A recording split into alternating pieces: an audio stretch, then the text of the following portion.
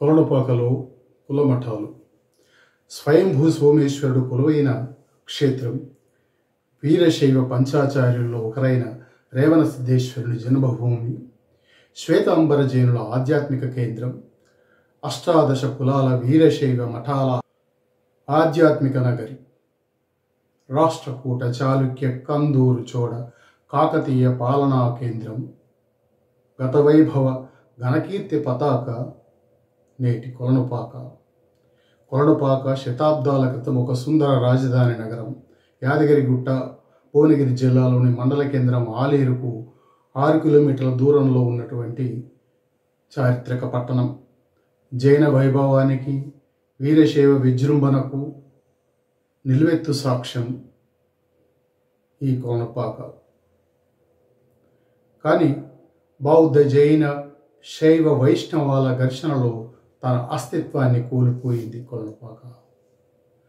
నాటి కులమఠాల ఆనవాళ్లు కొలనుపాక సామాజిక సాంస్కృతిక జీవితాన్ని మన కథలుగా చెప్తాయంటారు కొలనుపాక చరిత్రకారులు విరువంటి గోపాలకృష్ణ. కొలనుపాక ఒకప్పుడు రాష్ట్రకూట్ల ఏలుబడిలో 20,000 నాడు, కళ్యాణ చాళుక్యుల కాలంలో 7,000 నాడు, చివరికి 700 నాడుగా మిగిలిపోయి దాని చరిత్ర ముగిసింది. వీరశైవ పంచాచార్యుల్లో ఒకరైన రేవణ సిద్ధ లేదా రేణుకాచార్య కొలనుపాక స్వయంభూ సోమేశ్వరలింగం నుంచి ఉద్భవించినట్టు స్వయంభువాగమం 9వ పటంలో చెప్తున్నది. వీరాగమ, సుప్రవేదమాగమాలు రేణుకాచార్యుని పేర్కొంటున్నాయి. శ్రీమద్రేవణ సిద్ధస్య కొలిపాక పురోత్తమే సోమేశ్వరలింగ జనన ఆవాస కదలీపురే అని ఆ గ్రంథంలో ఉంది. రేణుకాచార్యుడు బోధించినటువంటి శక్తి విశిష్టాద్వైతాన్ని వివరిస్తూ శివయోగి శివాచార్య సిద్ధాంత శిఖామణి అనే గ్రంథం రాసినాడు. దీనినే రేణుకా గీత అని కూడా పిలుస్తుంటారు. రేణుకాచార్యుడు శైవమత సంస్కర్త. అన్ని కులాల వారికి శివదీక్షలకు అవకాశం కలిగించాడు. రేవణ సిద్ధుని కాలంలోని ప్రతి కులానికి ఒక శైవ మఠాన్ని ఏర్పరిచినాడని అంటారు. కొలనుపాకలో కాలాముకులలో భుజంగావలి శాఖకు చెందినటువంటి శైవమత శాఖా కేంద్రం ఉండేదని శాసనాల వల్ల తెలుస్తున్నది. ఆలంపురంలో కూడా ఇదే శాఖ ఉండేది. ఆలేరు పోచముగుడిలో కాలాముఖ శైవాచార్యుని శిల్పం ఉంది. కాలాముఖుల గురువుల ఆధ్వర్యంలో జైనుల మీద దాడులు జరిగాయని, జైన బసతులు కూల్చివేశారని, లేదా జైన బసతులను శైవాలయాలుగా పరివర్తింపజేశారని చెప్పి అంటారు. ఎందుకంటే ఇప్పటికీ కూడా ఆ కులమఠాల గుడులలో జైన శిల్పాల ఆనవాళ్ళు కనబడుతూ ఉన్నాయి. ఇవే ఆ పరివర్తనకు సాక్ష్యంగా, ఆధారంగా ఉన్నాయి. కులమఠాలు ఆ గురువులకు ఇచ్చినటువంటి హక్కు పత్రాలను చూస్తే అవి 200-300 సంవత్సరాల లోపలివే కనపడతాయి. శాసనాల్లో కూడా కులమఠాల ప్రస్తావన చాలా అరుదుగా ఉంటుంది.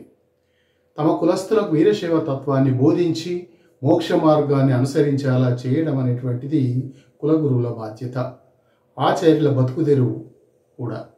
కులమఠంలోని సన్యాసుల పోషణ, మఠాల నిర్వహణ, దానికోసం ఆయా కులగురువులకు ఇచ్చినటువంటి హక్కుపత్రాల అమలే ఆధారం. గురువులు తమ హక్కుపత్రంలో ఉన్నటువంటి రాయబడినటువంటి తమకిచ్చినటువంటి ఆయా ప్రాంతాల్లోని గ్రామాల్లో సంచారం చేసేవారు.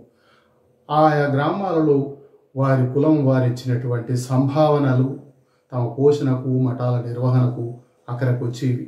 గతంలో ఇవ్వబడినటువంటి మఠాల మీద, మాన్యాల మీద ఆదాయం ఉండేది. అందువల్ల కులమఠాల్లో ధూపదీప నైవేద్యాల కొరత ఏం లేదు. కానీ ముస్లింల పాలనలో మఠాలకు ఆదరణ తగ్గింది, ఆదాయాలు కోల్పోయినాయి. మఠాలు, కులమఠాలకు వచ్చేటువంటి దానాల మీద, కులమఠాల ఆస్తుల మీద ముస్లిం రాజులు పన్నులు విధించడం వల్ల కులమఠాల నిర్వహణలో ధూపదీప నైవేద్యాలు ఇవన్నీ కూడా ఆగిపోయినట్టుగా తెలుస్తున్నది. గోల్కొండ నవాబుకు అన్ని కులమఠాల వాళ్ళు కలిసి